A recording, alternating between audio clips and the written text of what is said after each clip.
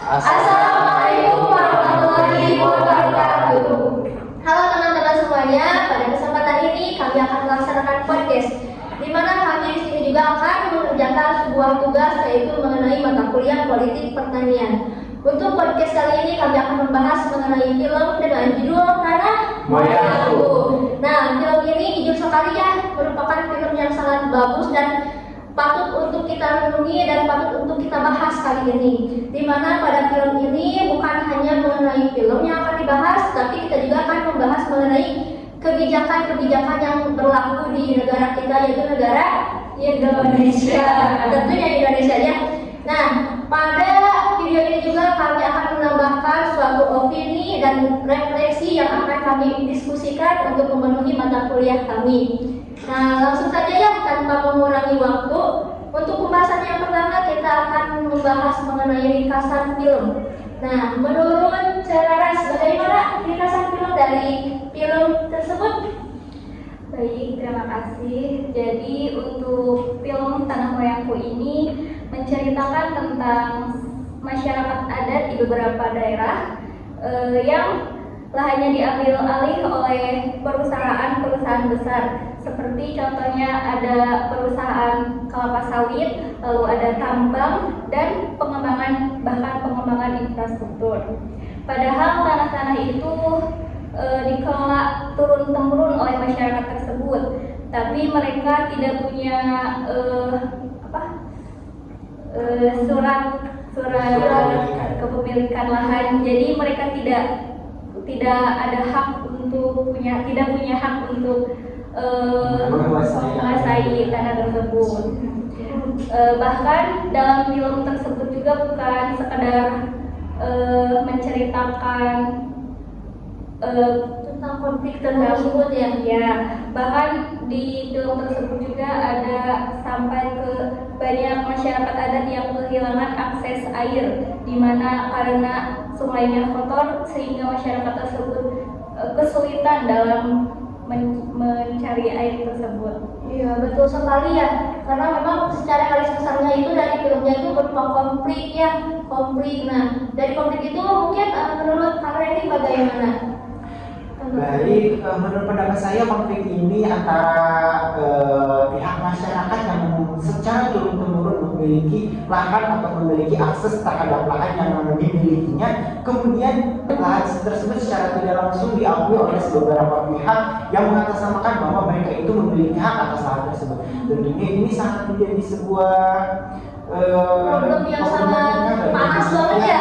Problematika bagi masyarakat, di mana masyarakat yang awalnya itu memiliki akses terhadap sumber daya seperti lahan, air, dan segala macam yang mereka butuhkan di kehidupan di lahan tersebut, tetapi secara tiba-tiba mereka kehilangan hak atas penggunaan hak tersebut. Tentunya ini menjadi sebuah problematika yang sangat tidak baik dan sangat kita tidak inginkan gitu, sangat merugikan.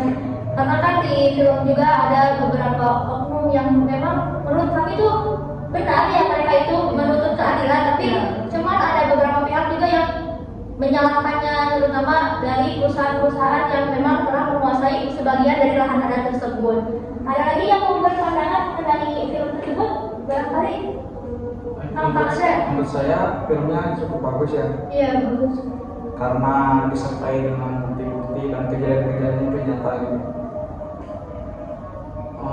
Jadi dari film tersebut yang belum tahu jadi bisa jadi tahu bahwa sengketa tanah adat itu banyak terjadi di negara kita. Jadi film ini sangat membantu gitu ya untuk menjadi referensi bagi kita untuk berpikir secara kritis. berpikir secara kritis menjadi sebuah cerminan yang membukakan mata kita bahwa realita konflik agraria di Indonesia ini sangat tidak berdiskusi dan tidak berkeadilan terhadap masyarakat sendiri. Padahal yang kita tahu sendiri ya, kalau masyarakat adat itu lebih menjaga alamnya tersebut, menjaga untuk memang untuk dijadikan mengolah lahan tersebut, tapi mereka juga selain memanfaatkan lahan yang mereka garap atau lahan tersebut, mereka jaga juga gitu, tidak sembarangan untuk dirusak. Jadi untuk berkelanjutan dan nggak itu apa sih, nggak yang berdampak negatif dibandingkan dengan perusahaan yang mengelola sawit atau dan lain sebagainya ya. Jadi mereka itu lebih dominan merusak menurut saya sendiri ya. Ya, di mana perusahaan tersebut akan menciptakan sebuah eksternalitas dan di mana perusahaan tersebut tidak benar memenuhi kriteria ataupun tidak menaati regulasi yang telah dibuat oleh pemerintah untuk membuat sebuah IPA, AMDAL dan lain sebagainya. Iya, oke, bagus sekali ya. Memang itu merupakan suatu hal yang perlu kita bicarakan, perlu kita bincangkan untuk memenuhi apa yang ingin kita ketahui dan apa yang ingin kita kembangkan di kedepannya. Nah, kemudian pada film itu tersebut terdapat juga mengenai beberapa konflik adanya pertambangan ya, ada pertambangan kemudian pencemaran. Nah, dari tahapan pengelolaan air, bagaimana jika dikaitkan misalnya dengan kebijakan yang berlaku di Indonesia gitu? Silakan Kak Andra, boleh. Baik. Untuk pengelolaan air di Indonesia ini ada Undang-Undang Nomor 17 Tahun 2019 yang isinya ada poin bahwa air itu menjadi hak masyarakat. Gitu. Nah, akan tetapi pada video tersebut masyarakat susah mendapatkan air bersih dikarenakan eksternalitas dari pertambangan yang menyebabkan sumber air tercemar.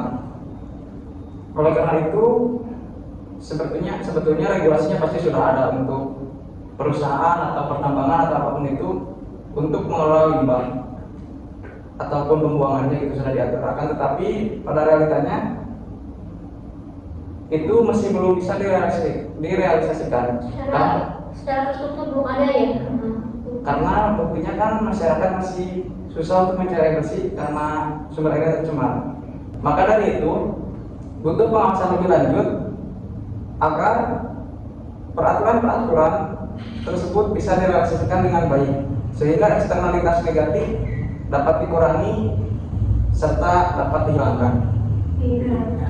Karena terstruktur juga ya dari undang-undang, memang undang-undang itu harus dikuatkan kembali, harus diingatkan kembali karena memang sistem pemerintahan itu tidak akan berjalan secara langsung, secara baik karena kan dari kepemimpinan juga kan kita berbeda-beda ya. Misalkan tahun ini kita tahun ini kan akan beda lagi. Jadi emang tugas kita itu harus mengingatkan kembali. Kita sebagai masyarakat juga sebagai tim pengawas dari perusahaan-perusahaan ataupun pihak swasta yang memang tidak menaati regulasi yang telah ditetapkan.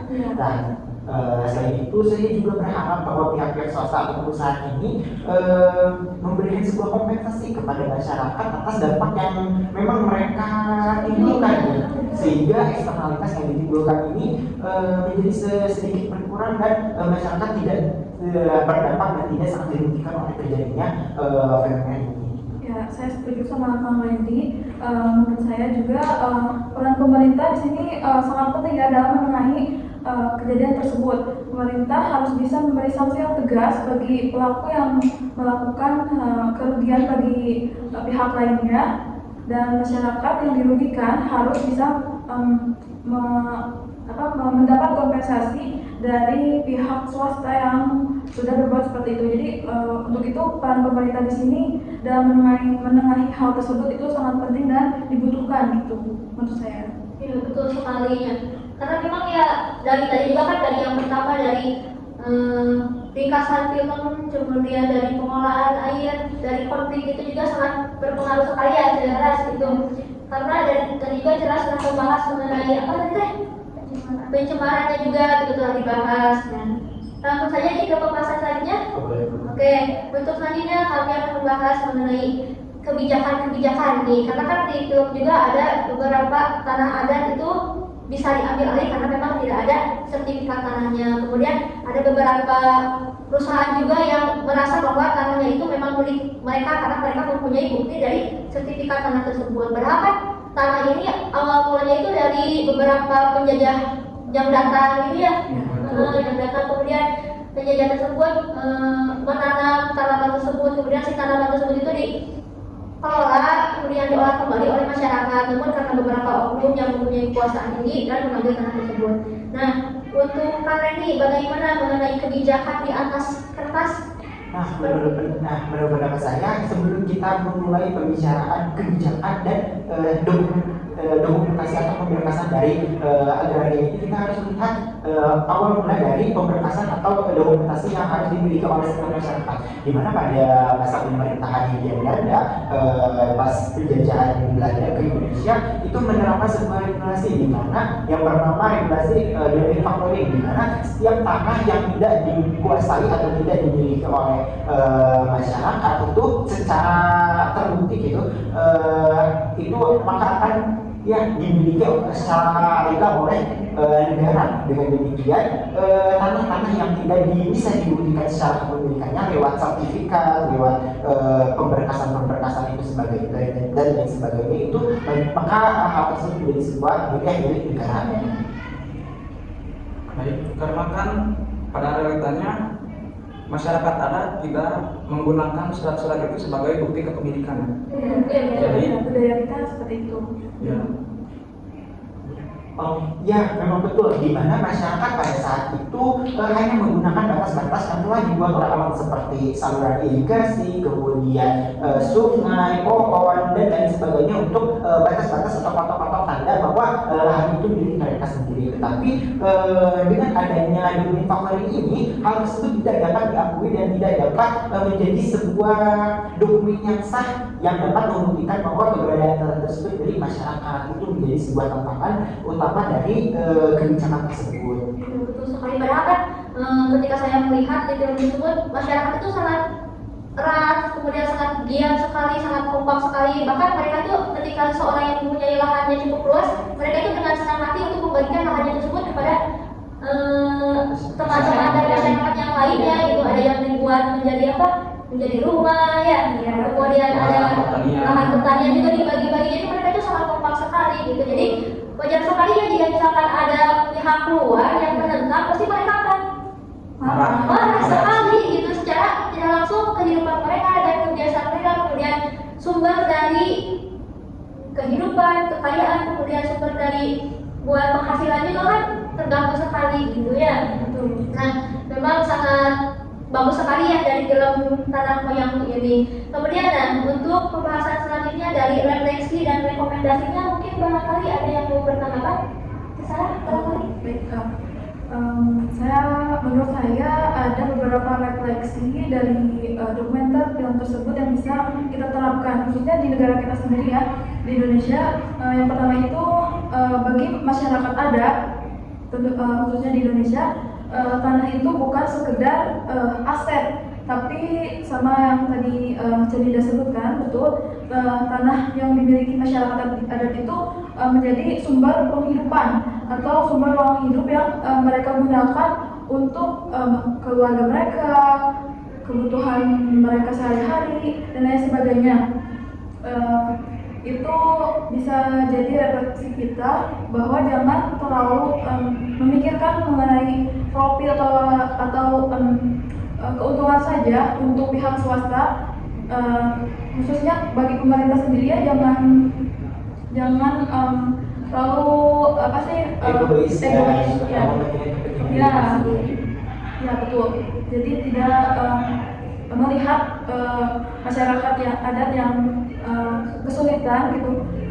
Oleh karena itu kan pemerintah harus menjadi penengah gitu ya atas konflik yang terjadi dengan tidak merugikan kedua belah pihak.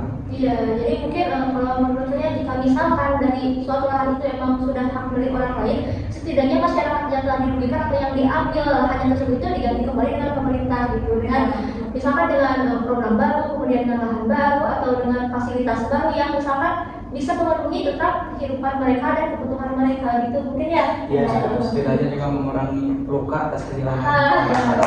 Tetapi sebenarnya pemerintah juga sudah menciptakan sebuah regulasi atau undang-undang untuk mempertahankan tanah-tanah wilayah atau tanah adat yang masyarakat adat memiliki, seperti pada Undang-Undang tahun 1945 pasal 18B yang berbunyi disebut bahwa negara mengakui hak masyarakat adat, dan Undang-Undang Nomor 5 tahun 1960 tentang pokok-pokok agraria dan putusan Mahkamah Konstitusi Nomor 35 tahun 2012 yang berbunyi bahwa pemerintah juga sudah menegaskan kalau hutan adat itu bukan hutan negara, dan pemerintah juga mengakui hak lain itu sebagai hak milik masyarakat adat itu sendiri. Tapi pada kenyataannya regulasi dan implementasi dari regulasi tersebut tidak berbanding lurus dengan apa yang terjadi dari realitas tadi masyarakat itu sendiri. Seperti yang tadi kan itu harus memperketat ya pengawasan dari pemerintah untuk menegakkan gitu aturan-aturan tersebut. Ya, jangan hanya regulasi saja yang dibuat, tapi dari pemerintah sendiri harus terjun langsung gitu, menindak lanjuti dari regulasi yang mereka buat. Jadi ya. Nah, saran dari pendapat saya itu, saya harap pemerintah itu dapat mengakui kepemilikan lahan dari masyarakat adat atau hutan-hutan adat dari masyarakat itu yang berlandaskan patok-patok alam gitu, sehingga dengan demikian dengan adanya regulasi tersebut masyarakat itu dapat secara tenang untuk tidak memikirkan bahwa akan terjadinya penyerobotan dan lain sebagainya. Tuh, ada lagi tambahannya, akan barangkali. Menurut saya mah tetap kita harus itu berpedoman pada 5 Pancasila ya. Yang apalagi yang poin 2 itu kan kemanusiaan yang adil dan beradab itu kan memang harus adil sekali gitu. Karena kalau misalkan tidak adil, bagaimana akan ada suatu kebersamaan yang harmonis, suatu kebersamaan yang baik gitu. Kalau misalkan tidak adil, kan orang-orang juga merasa dirugikan, ada pihak yang merasa paling berkuasa, kan itu sangat tidak dianjurkan sekali ya. Ada yang diuntungkan dan juga ada yang dirugikan pastinya kalau seperti itu. Iya begitu mungkin ya. Cukup, ada lagi? Cukup mungkin ya podcast kali ini podcast secara seadanya gitu ya. Jadi barangkali buat teman-teman kalian yang ingin mengomentari, kemudian memberikan masukan atau memberikan saran, nah dari itu kami sangat menerima sekali saran dan kritikannya, karena itu dapat membangun diri kami akan menjadi lebih baik lagi, betul sekali itu. Mungkin cukup sekian ya. Mohon maaf barangkali dari kami ada kesalahan dalam penyebutan, kemudian ada ketersinggungannya, mohon dimaafkan karena memang kami masih tahap belajar. Untuk kali ini mungkin cukupan sekian ya. Terima kasih atas waktunya, atas kesempatannya, dan atas segala hal itu yang tidak bisa saya sebutkan. Terima kasih. Wassalamualaikum warahmatullahi wabarakatuh.